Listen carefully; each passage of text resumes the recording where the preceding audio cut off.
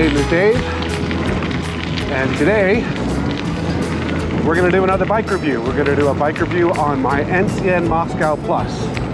I've had the bike now for well over a year, actually 18 months.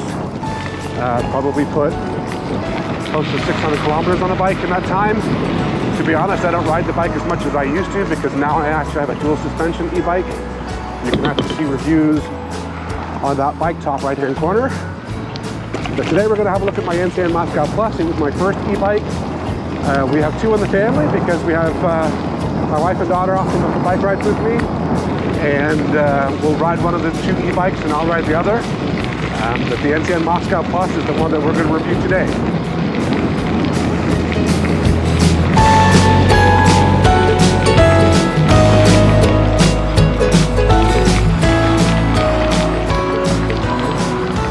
So the NCM Moscow Plus actually has two different versions. The Plus version, by the way, gets you hydraulic brakes and a few other extras, better seat, for example, a few other things. And you can get it as a 27.5 inch or a 29 incher for the tires. I have a 27.5. I'm on the borderline as far as whether or not I can ride a 29er. Actually, my hardtail bike actually is a 29er, and I do prefer a 29er. But because my wife and daughter both ride both of the e-bikes, I bought a 27.5 so we can all ride them, and we get a lot of use out of them as a result of that. As you can tell, I'm on a rail trail today. This is basically what this bike is really designed for. This is certainly the best application for this bike, is on rail trails.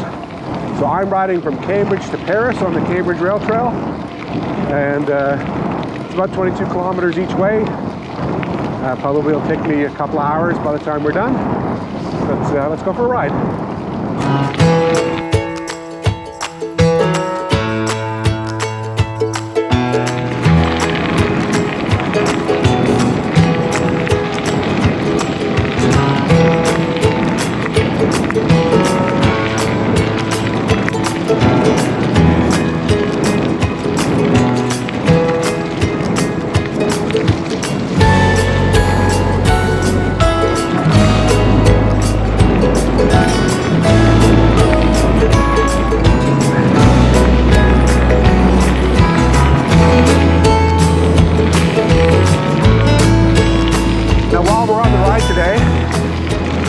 A little bit more about why I bought an e-bike, much like I mentioned in the last video, and why I'm a big fan of e-bikes these days.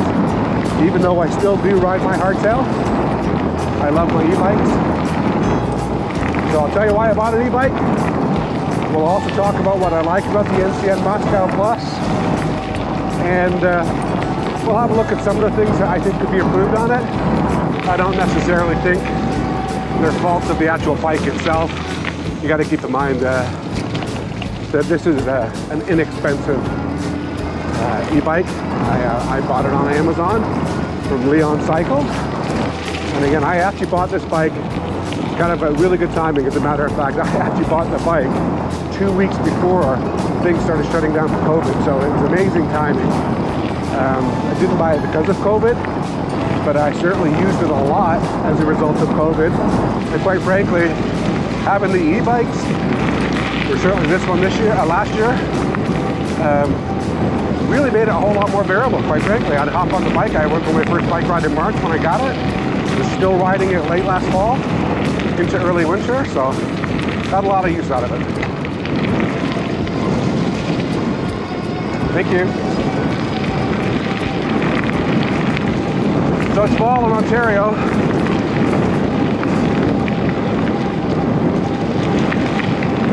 We've had a lot of rain recently, so I've been dying to get back out and ride, and that's the reason why I picked this trail rather than going to some of my other trails that I often ride on. This one's usually reasonably dry, so hopefully it'll be dry all the way there and back. Alright, so why did I buy an e-bike? Well, for starters, I'm 57, and I've always loved cycling, whether it's on my hybrid, on rail trails or on the road, or on my mountain bike because I do have a hardtail. I've always loved riding my bike. I even have an adventure motorcycle, so I love being on two wheels.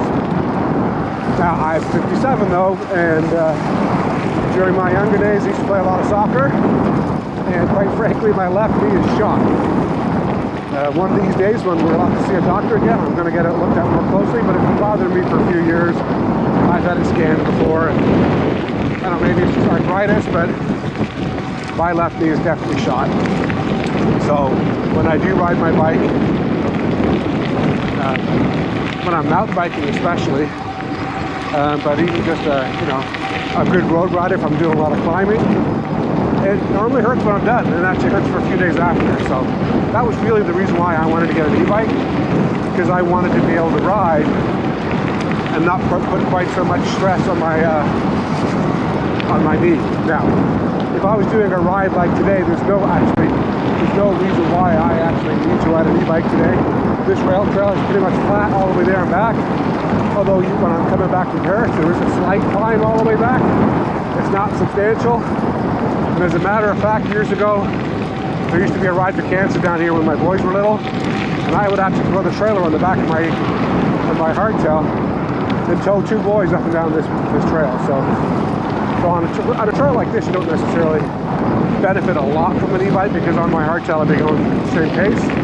But once I get into other situations, it certainly makes it easier for me to ride. Now, the other real advantage to having an e-bike is I'm able to maintain a higher pace, so I can actually go further. And usually the real benefit for me having an e-bike is I'll get to places that otherwise I wouldn't try to get to because of the distance to the trail. So I tend to get to more places on my e-bike than I would on my hardtail, because I don't really like loading it into the back of my van. I will if I have to, but I'd much rather ride there, which is what I'm typically doing these days. So it's not only helped me from a riding perspective so that I can actually put less stress on the knees when I'm climbing, but it helps me to get to more places and cover more ground quickly because of the fact that I've got an e-bike.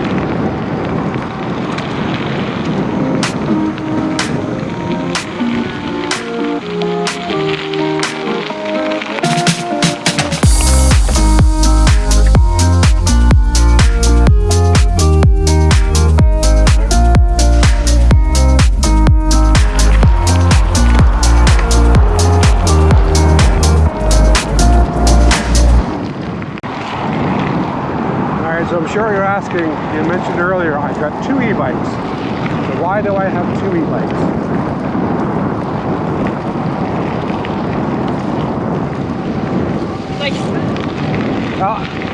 I obviously like to ride, and it's a lot more fun if you've got somebody to ride with. So often that's my wife and my daughter. So that's one of the reasons why I've got two e-bikes.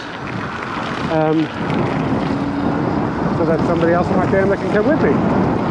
Now, if I was only ever riding on rail trails and, city trails like this, because we've got lots of pavage, I probably wouldn't have gotten the second e-bike. Because this is a great bike. I actually NCM Moscow Plus, really like it, highly recommend it, enjoy riding it. But, and I'll show you some video, I'll include some footage, when you get into more technical single track, more challenging mountain biking situations, this bike isn't really intended for that, and I'll talk about that in this video.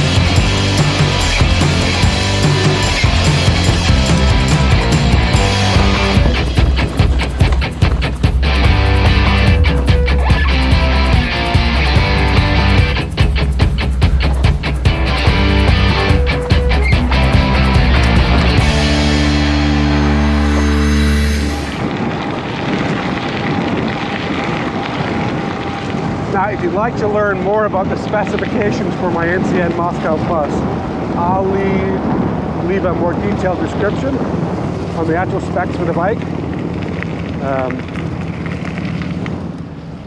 So I'll leave more detailed specifications at the end of the video, but I can cover up a couple of the key highlights. So first off, the most important part is the NCM Moscow Plus is a rear hub e-bike system, and there are a couple of different ways that you can drive an e-bike. I have two examples in my garage. I have a rear hub, which is this bike, and I have a mid-drive. So this one has a DAS kit rear hub motor. It's a 500 watt motor. In the specs I'll tell you what the output is, and has a DAS kit display. On the front end, it's got Suntour XMC 100mm forks. It's a coil fork. I have this fork on all three of my mountain bikes. It's a very basic front fork, but for this type of riding, it's fine. For some reason, on this bike, it actually seems like it's right there. On this bike, it's actually a little softer than on my my other bike, my VoltBike, and yet it's exactly the same fork, so I'm not really sure why. I guess they're all a little different, but it's the same travel. As far as drivetrain is concerned, it's a 3x8 drive system. It's got Shimano rapid bar shifters and an Acer rear derailleur, and it's got Tektro hydraulic disc brakes. That's one of the things that you get as an upgrade when you go with this system. And quite frankly, you get going a lot quicker on an e-bike than you would on a regular bike. At least I do. And with the battery and the motor, it is definitely heavier. This is probably close to 60 pounds, this bike. So having the hydraulic brakes is an important feature, and I actually like that a lot. So as far as battery is concerned, it's got a Panasonic 19 amp hour battery, and it's interchangeable with my VoltBike, strangely enough, which has a Samsung battery. So the designs of the batteries are very similar. We'll talk about range in a minute, but the battery takes 5 or 6 hours to charge, fully charge, and to be honest with you, I've never run it dry. I've never tried to ride far enough to run it dry, and I doubt that I will today. Today's bike ride is going to be 45 kilometers. I would imagine I'll still have 30 or 40% of my battery left, and I'm riding at the highest assist level. The bike actually has 6 levels of assist. I'm riding at the highest level because I want to maintain my pace. If I wasn't in a hurry, and I am in a hurry today, I've only got 2 hours for my bike ride. If I wasn't in a hurry, I wouldn't be riding a level 6 assist. But it'll be a good test of how long the battery lasts. We'll see. Now, for those of you who think that riding an e-bike means that you won't get any exercise, that's the furthest from the truth. Actually, as a matter of fact, the fact that I have an e-bike means that I'm probably in better shape than most of the guys I ride with. There's a few guys that are serious. I'm nowhere near their level of fitness, but for the most part, even when I'm not on my e-bike, I'm now more capable of being able to keep up because of the fact that I ride more often. And you definitely get exercise from these bikes, no question. Okay. Now, how does the assist work? Well, it depends on the bike that you're using. This bike, because it's a rear hub drive, has a cadence sensor on it, and believe it or not, the harder you pedal, the less assist you get. And I don't understand the engineering and mechanics of why it works that way, but I am now at the top end of what the actual stated speed is for this bike with the assist level working. You can see, if you can see my control pedals, I'm still getting 5 bars of assist, and I'm doing 33 kilometers an hour.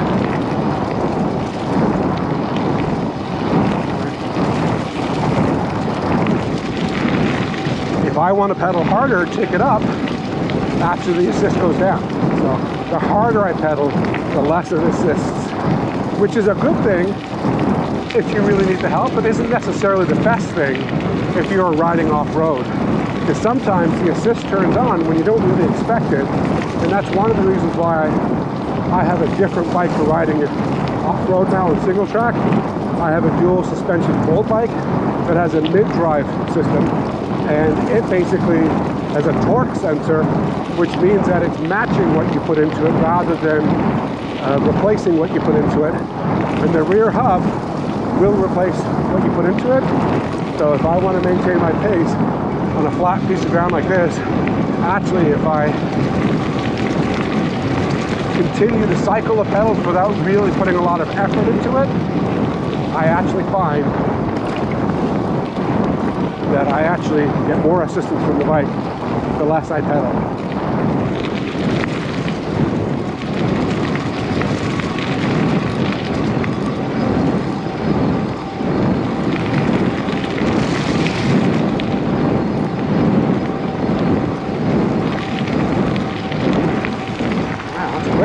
Looks like we've made it from Cambridge down into Glen Morris.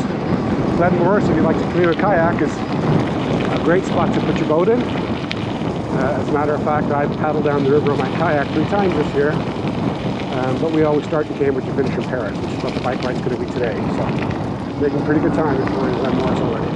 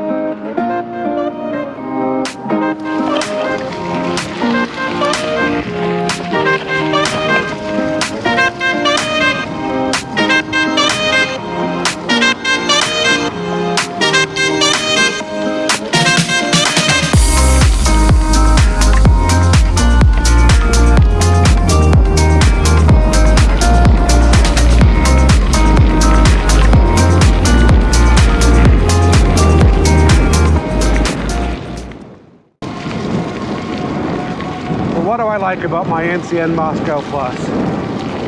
Well, it's a comfortable bike to ride. It really is. Right down to just even the grips. And again, I'll put those in the specifications of the saddle. At the back of the video, I'll put the spec to, but I find the bike is very comfortable for my frame. Again, I'm on the 27.5 inch. Just got the Schwab 27.5 inch to 2.1 inch tires. Find it a very comfortable bike to ride. It's good for my frame. I'm 5'8". Works well for me. I obviously really appreciate the rear hub assistance. I think it does a great job to deliver the power.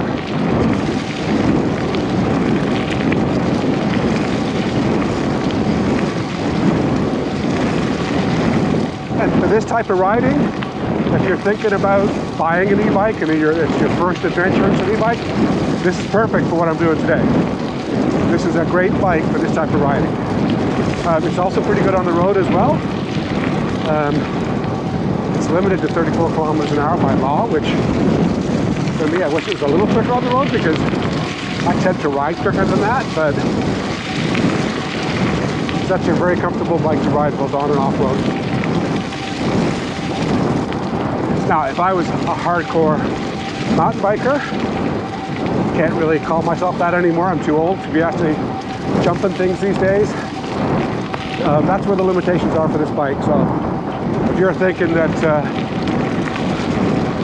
you're going to be doing all of the Black Diamond runs in a mountain bike park, then probably not the bike for you. But for a budget e-bike, this is a great bike. And actually, on the price side of things, I say budget, but there are definitely cheaper bikes than this one out there. I think this thing is going for about $1,800 Canadian right now. I paid less than that. Prices have gone up because of COVID. It's a great bike.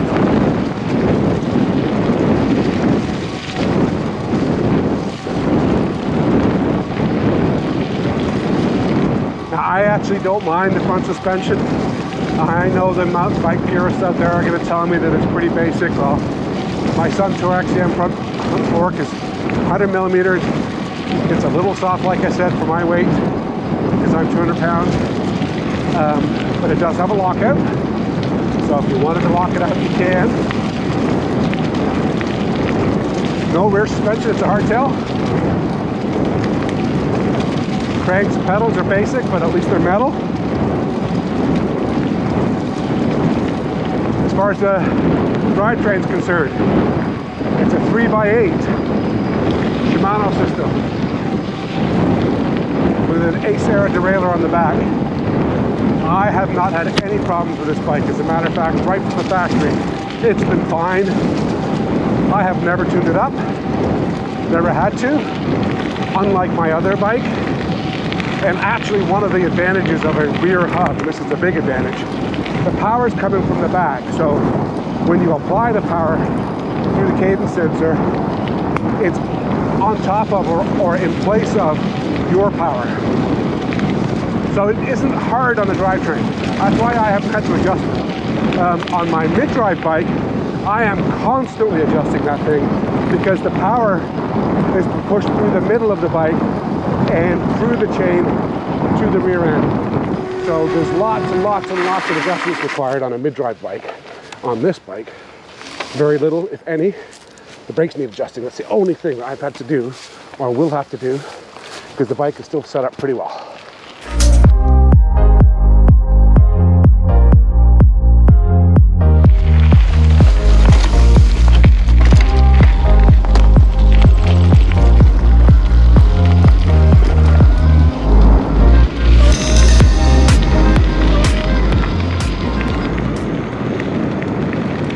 Now, another cool feature on this bike, and I'm not going to suggest this is why I bought it. I grew up on dirt bikes. Every now and again, it is kind of cool to be able to just use the throttle, especially once you get going. If you want to stand up on the pads, for example, or the pedals. Well, it's a nice way of taking a break anyway. Now, I don't use it very often, and it's not why I bought it, but for those of you who would like to find a way of getting around town and not having to work too hard, this one does it. If you look at what I'm doing speed-wise right now, I'm full throttle. I'm doing 32 kilometers an hour, which means that there must be some resistance on the ground here.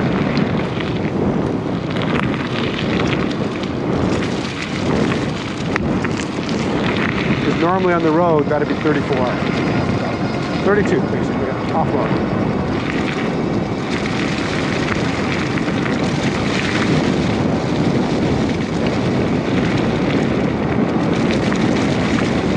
Again, not why I bought the bike, but if you want to have a break and just enjoy the scenery, this works. Now, I don't know whether there's a hack in order to increase this. I do know that there are plenty of other bikes that use this rear hub, and you can get going faster. There are simple things that you can do in order to get more speed out of it, but this is the legal limit in Ontario for this classification of an e-bike, and once you get going faster than this, I would imagine there's some sort of licensing required. So I haven't bothered with this. It certainly does the job though.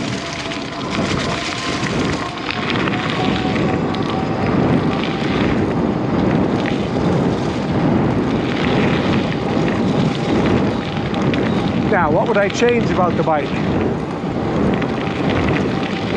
Well, to be honest with you, for the money, not much. I think that for the money, this is good value. I think the components are pretty good. Again, it's only a $1,500 e-bike when I bought it. So, I mean, I think for the money, you're getting good value with it. I think I probably would like to have a dual suspension. But then that's why I bought my other VoltBike. I can tell you this is a lot more reliable than my VoltBike though. I have a lot more confidence in this bike than I do in the other one. So this bike actually, for what I'm doing right now, for the conditions I'm riding in, this was perfect for the application that we're looking at today. If you want to go knocking around your local rail trails, city trails, and obviously ride on the road to get there, this is great. Now, how far will it go? I'm pretty confident you'll get 70, 80 kilometers out of this bike. I know I've gotten 50 on a regular basis, and I've still got 30 or 40% power left. And as you can tell, I'm riding at the highest assist level. So if you break it down a little bit, perhaps down to 3 or 4, I think you'll find that you may even get close to 100 out of it. But I have gotten 55 on my tour of Cambridge out of it. Still had 40% power left, and most of the time on the road, on the Cambridge trails, I'm on a 6 level assist, so I can maintain my maximum speed. And then once I get in the trails, when I'm doing the river trails, I crank it down to 3, because there's no need to do 34 kilometers an hour down the Cambridge River trails. There's people walking up and down those trails, and they're single track, so it's more than quick enough.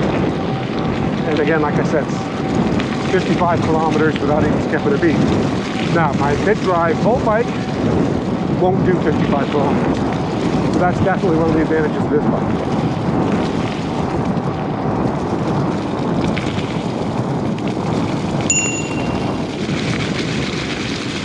Thank you. Looking at the river right now, wishing I had a couple more hours, because it would have been a great day to go kayaking down the river. For those of you who also like to kayak, if you've never done the Paris, or I should say the Cambridge to Paris trip, it's 22 kilometers from Cambridge to Paris on the Grand River. Water levels are usually pretty good, so you don't normally run into anything. There are some challenging sections. You obviously walk to the river from time to time.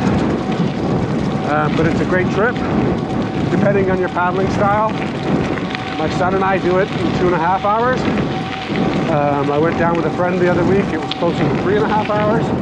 And if you wanted to drift and just float your way down the river, probably 4.5, 5 hours. It really depends on how much effort you want to put into it, but it is downstream.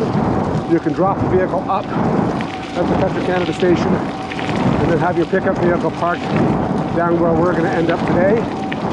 I'm going to be down by the rail bridge in Paris, and you can park there and pick up there. It's only a 15-20 minute car ride, but it's 2.5, 3 hours on the river if you're moving along with a reasonable amount of effort, and a little bit more than that if you like to float. So, highly recommend that paddle. Now, I haven't done this bike ride in at least 5 years. I used to ride with a friend. Actually, we'd go and have a beer when we got down to the base, and then we come back. I don't have time for a beer today, but it's a nice ride, especially in the fall. It's a beautiful ride down the river. The nice thing about Thanksgiving weekend in Ontario is that we've lost enough of the trees, enough of the leaves on the trees, that you can see a lot more of the river than you would normally in the summertime, which is nice.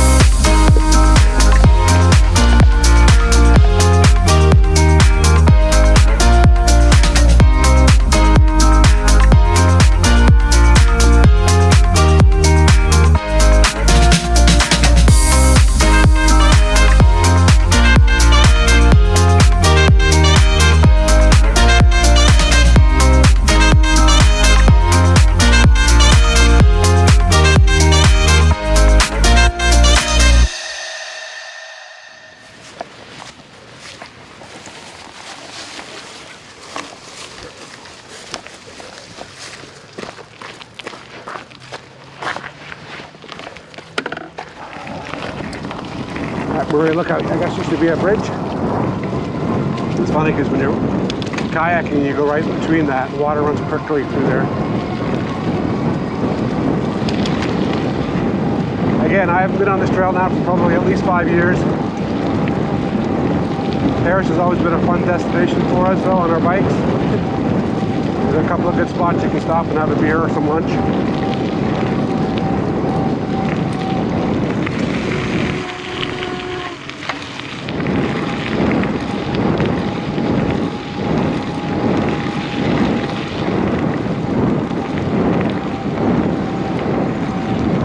So is there anything else I change about the bike? You know what, for the budget, not really. I like the bike. Now, would you consider something else? I think really it depends on what your budget is. At the time, I didn't have a lot of money to spend, and this actually is good value. This spring, I bought a mid-drive dual suspension bike, hoping to have something that was more capable off-road. And it is more capable off-road. I actually trust it more when I'm on the trails and I'm mountain biking. From a riding perspective, that bike's got its own set of issues though, so I can't recommend it. I've had issues with the drivetrain, I've had issues with the power system on it. We replaced the rear cassette within the first couple of weeks. So I just can't recommend the VoltBike, but I can recommend mid-drive bikes though if you're into mountain biking. It's going to cost you more money though. To get into something that's half decent, you're probably going to spend more than double what you would spend on this bike. So you're going to have to figure out what your budget is, and if you're willing to spend $4, $5, $6, maybe $8,000 to get a really good mountain bike, then head in that direction, because if you're into mountain biking, this probably is acceptable for this type of riding, but probably not something you want to buy if you're serious about it. I actually, well, again, you can tell by some of my videos, just because it wasn't really intended to be a proper mountain bike doesn't mean I haven't tried. I'm pretty sure I would eventually break it though if I kept on riding it that way. So when I go on a ride like this and I need range, that's now when I take my NCM Moscow Plus. I know it'll get you there and back.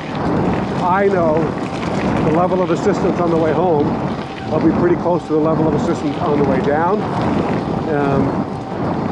So yeah, I think there's not much I would change about it. I'd love it to be mid-drive, and I'd love it to be dual suspension, but then it wouldn't be an NCM Moscow Plus, and it wouldn't be what I paid for it. So again, I think for the value, it's a great bike. But if you're looking at one and you're able to get one, because I hear they're on back order, go ahead and get one because you'll enjoy it. It's a great way of getting into owning an e-bike. And I've seen guys online that have had some issues with it. I haven't had any issues with this bike. So it's been very reliable. I've had it 18 months, and it's been a great bike for me anyway, so. Thank you.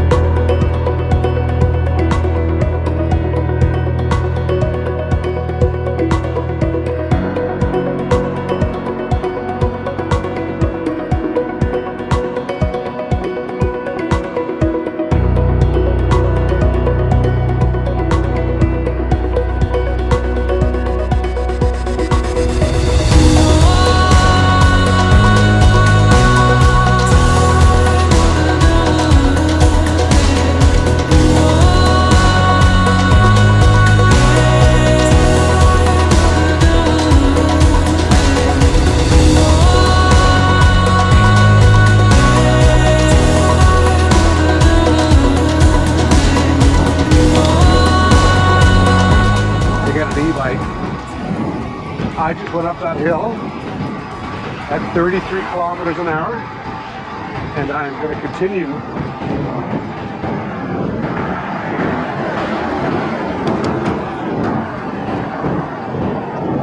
at 33 kilometers an hour. This is a gradual grade, but from here all the way back to Cambridge, it's uphill now. We're going up the river. So we'll take the road back for a little bit, back to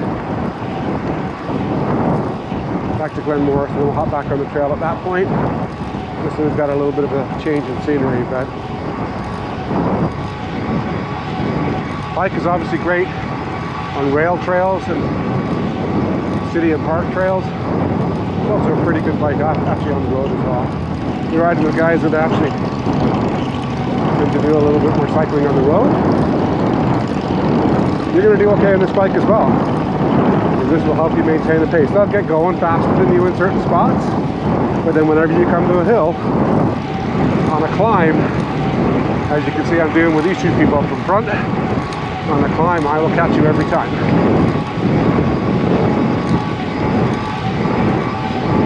And that's the same whether it's a hub or a mid-drive. Both bikes are great that way.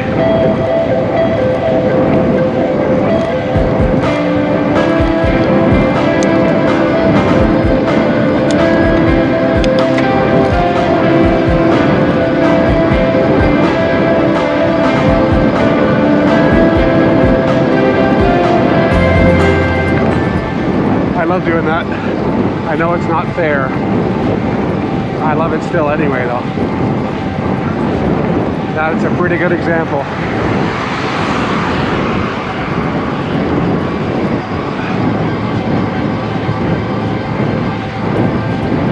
Why I like my e-bike.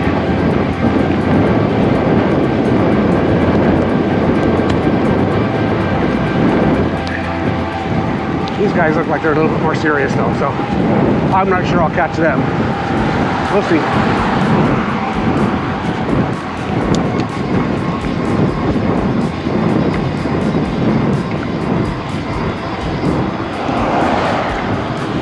They're on road bikes, so once they're on a flat, I will keep up.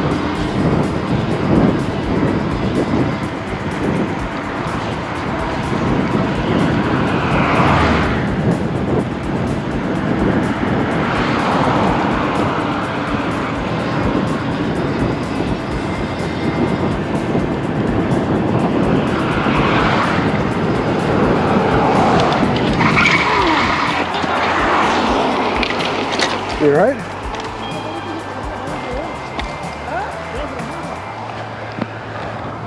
You guys look like you touched wheels.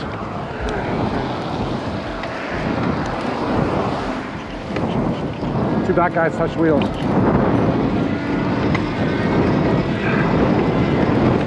Hope he's okay.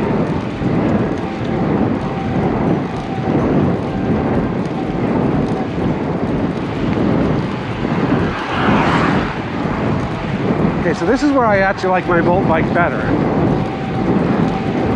There aren't many situations where I could actually say one's better than the other, but the VoltBike, when I'm on the road, is better. And that's not because the system is better. It's because I put a larger front sprocket 42 tooth, because it's a 1x8 on my VoltBike. The larger front sprocket means I just get going a little higher than what the bike was designed to do with assist on. So that bike actually will let me do 42 kilometers an hour. This one's 34, and I said if I was trying to keep up with those guys on the road bikes, I'll catch them on the uphills every time. I'll keep up with them on the downhill because of the extra weight of the bike, but on the flats they will leave me in the dust because I can't get going as fast as they will. They'll probably be in the mid-40s. If I was on my other bikes, potentially, when I was younger, but I can't ride 45 kilometers an hour all day long anymore. Not unless I'm on my e-bikes. And this one is 34 all day long. Or thereabouts.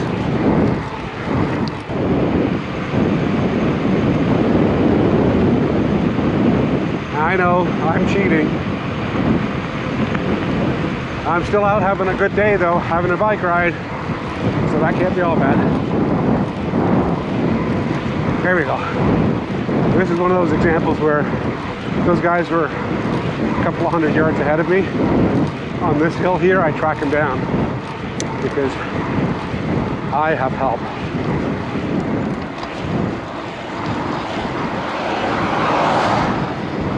There.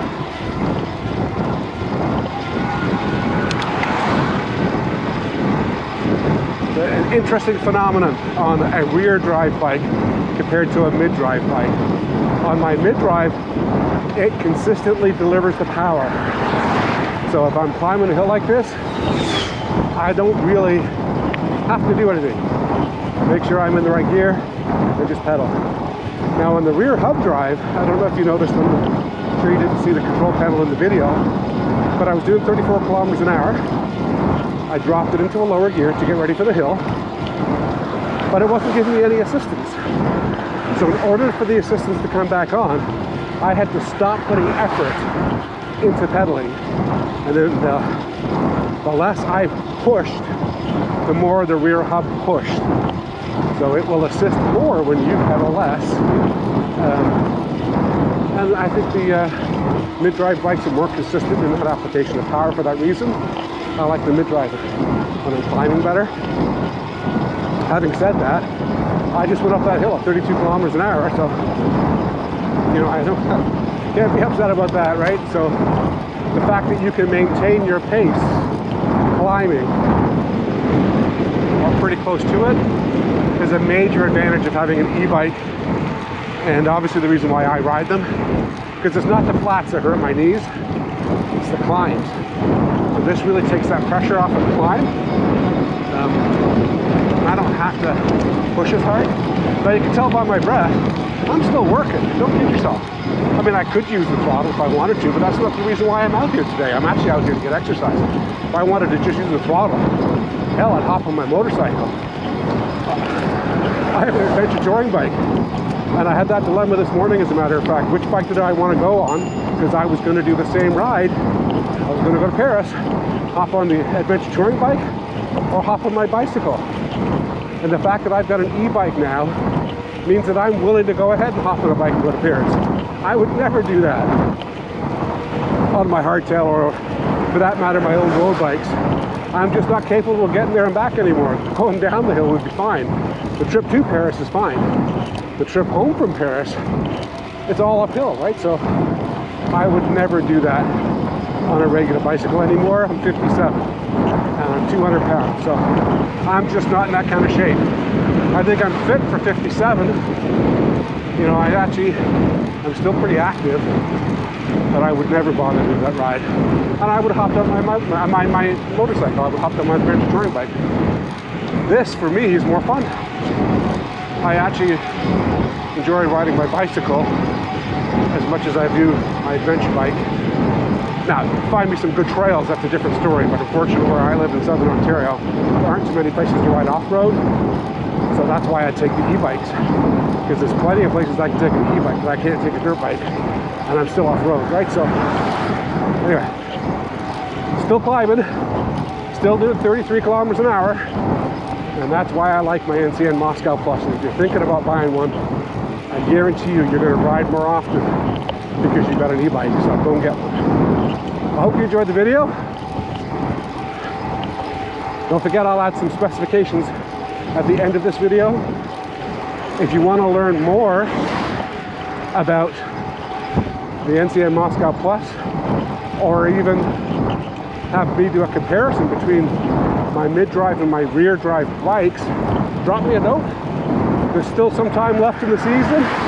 I'll grab a friend, we'll go riding together, and I'll let somebody else who's impartial to the ride go ahead and give you some feedback on which one you should buy.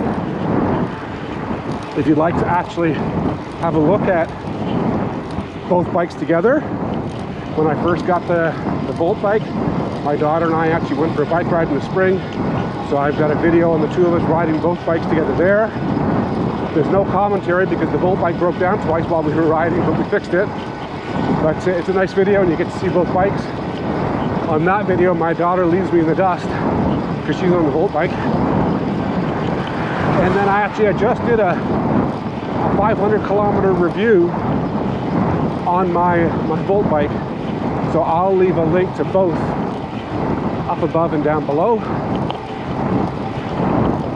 Go ahead and have a look at those if you'd like to have a look at some of the other places that I like to ride and learn a little bit more about the e-bikes that I have.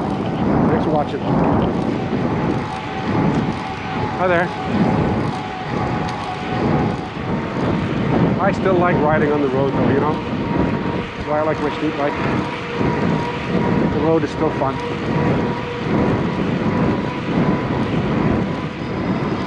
There's another example. I'm doing 33. Maintaining my pedaling cadence. And the power dropped. So I had to reduce my effort, not my cadence, my effort. Keep on cycling the pedals without actually pushing hard. And then the assist comes back on again. So the delivery of power on a rear hub is different than a mid-drive bike. A mid-drive bike is always pushing along with you, but you gotta do the work. This one here actually rewards you for working less. Still getting exercise, but it does actually discourage you from working hard. Uphill all the way from Paris back to Cambridge. I'm not going to go down 24 though. I'm going to take the trail for the last little bit.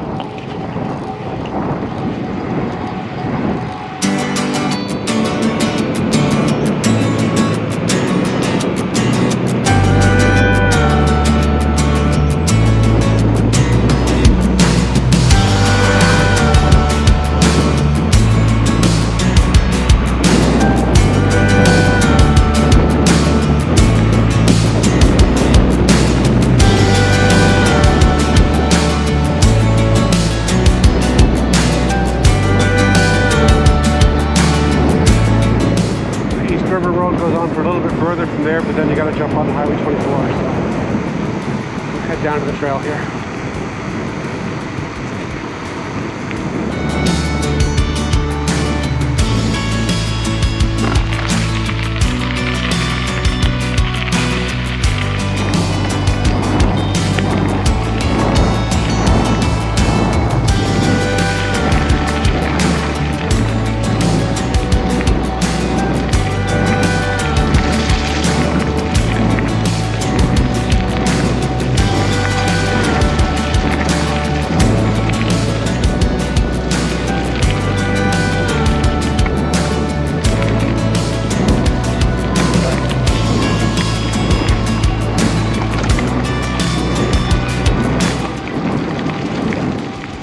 What do I like about my NCM Moscow Plus?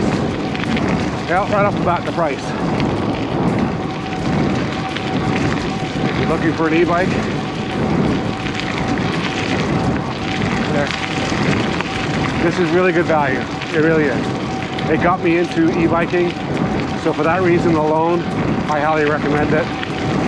I think actually, for this type of riding, you don't really need much else. You really don't. This actually is a very good bike if your plan is to go ahead and ride rail trails and city trails and just the local trails in town. It's also a pretty good bike if you want to do a little bit of work on the road. It's got great range.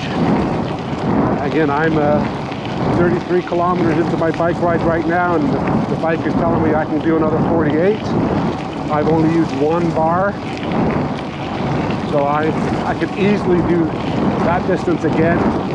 I don't think this bike has any issue getting to 80 kilometers. It probably will do even more than that. So it's a great bike for comfort on the rail trails and roads. It's got great range. I think the components are pretty good. It's, you know, it's a basic front fork. The Suntour XCM front fork is it's only a coil fork. It does have lockout, but it does the job. And again, for this type of riding, you don't really need a great fork anywhere. I mean, it does what I need it to do, and I think the front grips are comfortable. Drivetrain, again, is fine for this type of a bike. It's probably mid-range in the world of Shimano drivetrains, but you know, it's decent. I really like the Techno hydraulic brakes. I think it's a must-have and I think they're a reason to go ahead and upgrade to the Plus. I really like the hydraulic disc brakes. I think they're actually an important factor when you're pedaling around a 55-pound mountain bike. It's, whatever that is in kilograms, I guess that's probably 23 kilograms, but it's a heavy bike. I like the fact that the rear hub system doesn't require a lot of maintenance. So the power is from the back end, which is good. Now, what would I change, or what are some of the things that you need to be aware of? Because again, for the budget, I don't think there's a lot to change. I think you get what you pay for, and this is really good value. But you do need to understand the difference between a rear hub drive and a mid drive. The rear hub makes the bike a little unbalanced because the weight's at the back. The rear hub also, because of the cadence sensor, delivers the power in a way that perhaps is a little different than what you would normally want.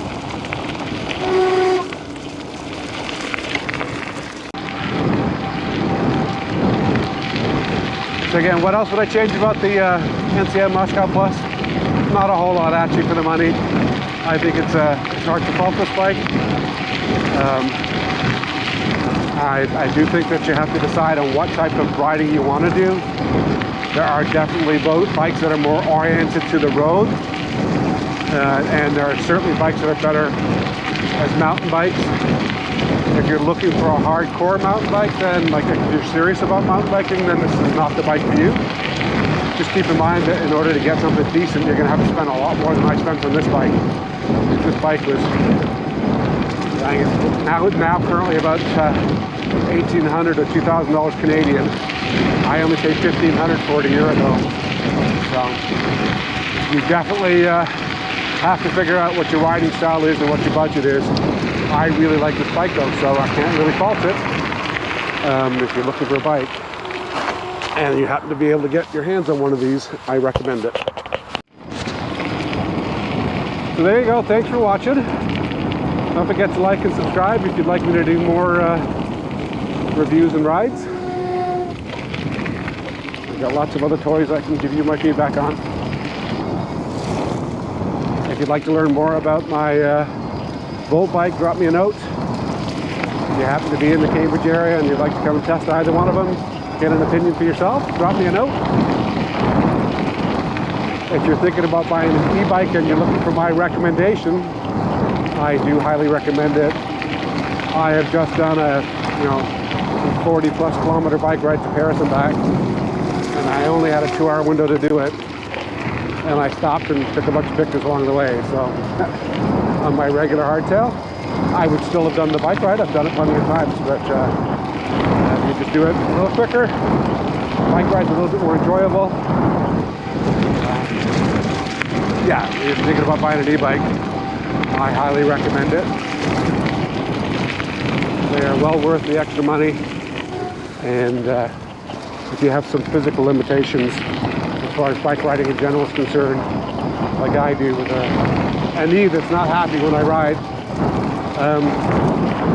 then this will extend the distances that you can ride, and more importantly, the number of times you can get out. So this just allows me to ride more often, and I love it for that reason. I'm still going to ride my hardtail, my normal bike, when I go out with my friends.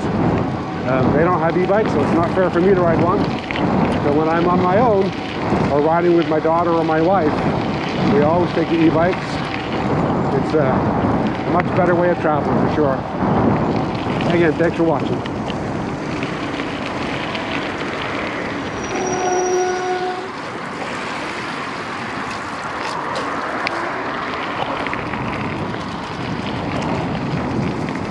All right, a little bit of throttle only for the last little bit.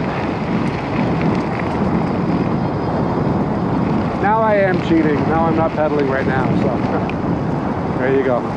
33 kilometers an hour, and I haven't pedaled once.